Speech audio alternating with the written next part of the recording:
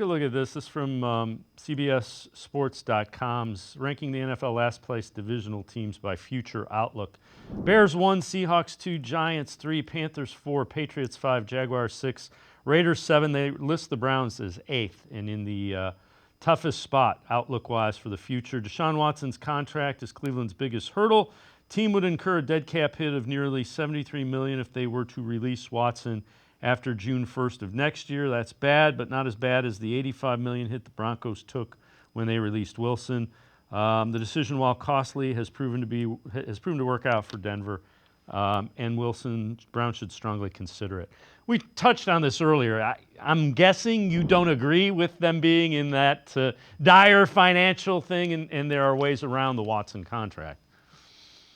Yeah, unfortunately, the numbers just don't stack up with the emotion. And I fully get why the emotion's there if they're in a bad spot. I certainly could think of better ways to spend 92 million than on Deshaun Watson potentially on the bench. But they are in a much better position than people care to look at just the headline numbers when you start actually looking into it and how they operate. And then just in terms of the article of like, oh, they need to replace Amari Cooper. Well, Cedric Tillman's done more this season than Amari Cooper. And while I would back Amari Cooper to be a better player, when we're talking over what you're going to get in the next couple of years, I think we're going to see better returns out of Cedric Tillman than we would Amari Cooper because age is catching up with one of them, and one of them's just developing into what should be a good player. Is he going to hit Amari Cooper level of career?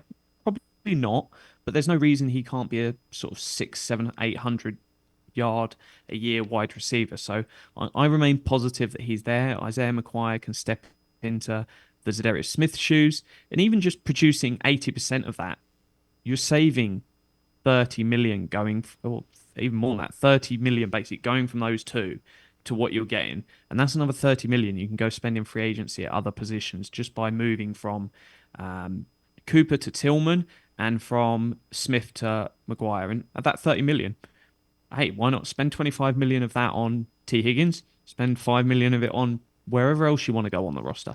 You could spend that on Kirk Cousins and upgrade the quarterback room. There's lots of places you can spend the money. So keep drafting good players, Andrew Berry. Develop them. They might take a year before they get into the actual starting lineup, but that's perfectly fine. I think this team's in a really good spot. They just need to answer the quarterback question.